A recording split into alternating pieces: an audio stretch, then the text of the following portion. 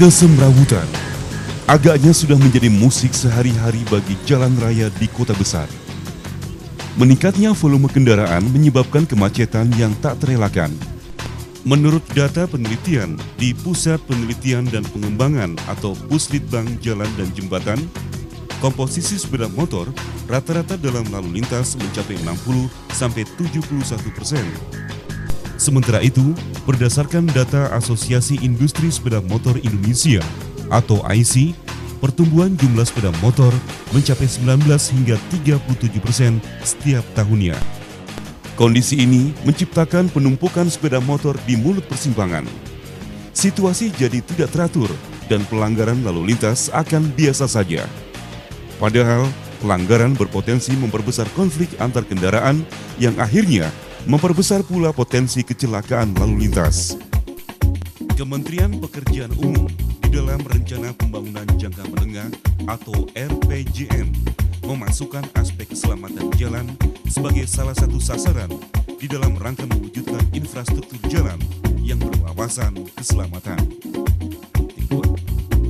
Karenanya, diwujudkanlah penyediaan fasilitas lalu lintas bagi pengguna jalan yang rentan atau vulnerable road user, yaitu sepeda motor.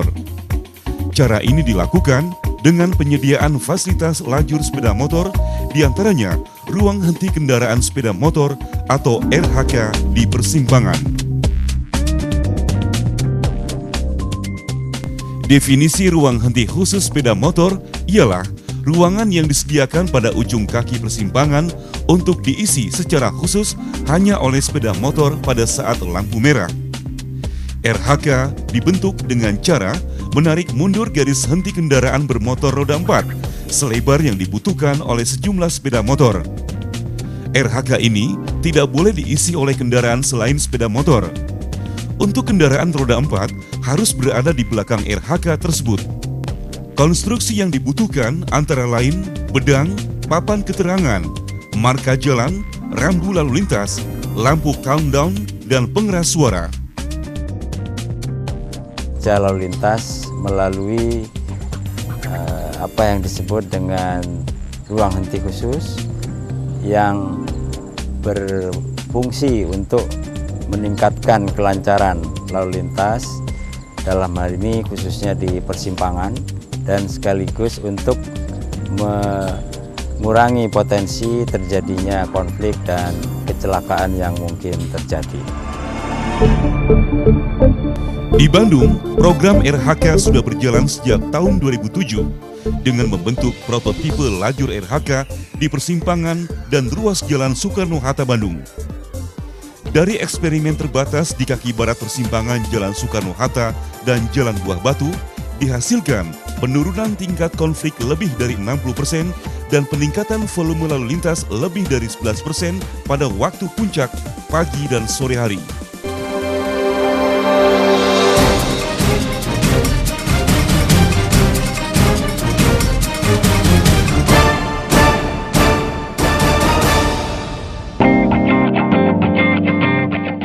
Kesemrawutan di jalan raya juga diatasi dan diantisipasi dengan teknologi bangunan peredam bising, yang merupakan bangunan berupa dinding atau tembok dengan bentuk dan dibuat dari bahan tertentu, diperuntukkan sebagai alat untuk mengurangi dan meredam kebisingan yang diakibatkan lalu lintas kendaraan bermotor.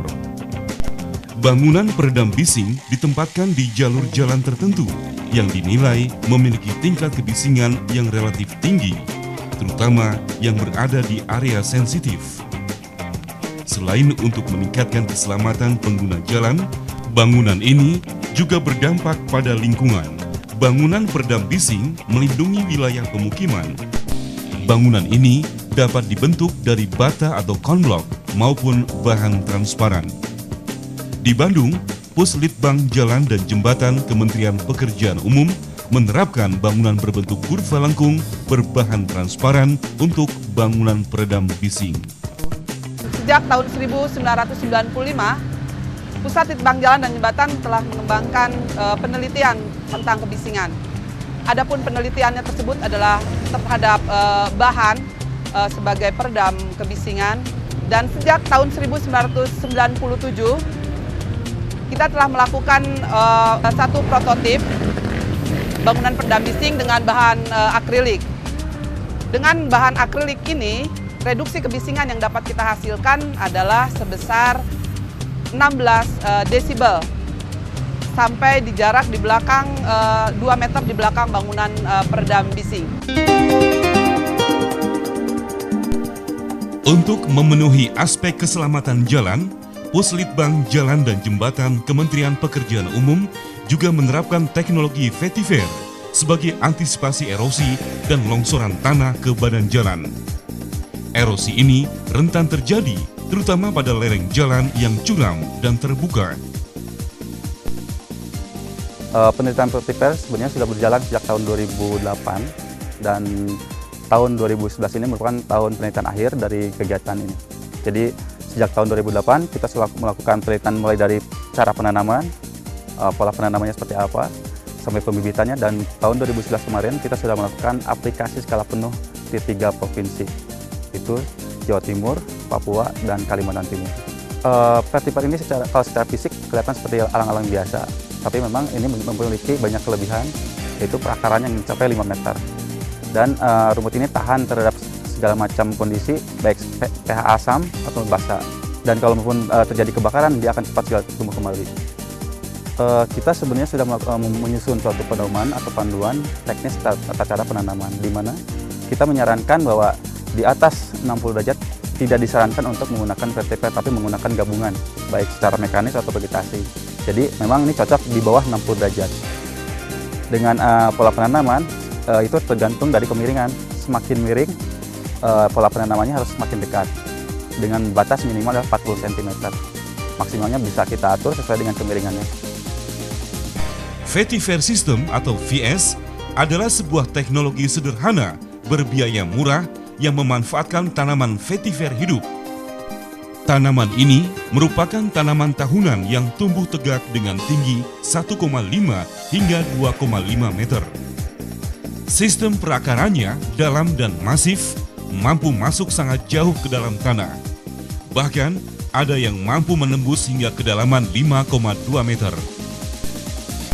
Kelemahannya, karena pola pertumbuhan vetiver yang tegak lurus atau vertikal terhadap tanah, maka disarankan penanamannya dikombinasikan dengan jenis tanaman penutup tanah, seperti baya, rumput pahit atau carpet grass, atau jenis kacang-kacangan atau legume, sehingga tanaman penutup tanah tersebut dapat mengurangi percikan dan aliran permukaan, terutama pada awal pertumbuhan vetiver.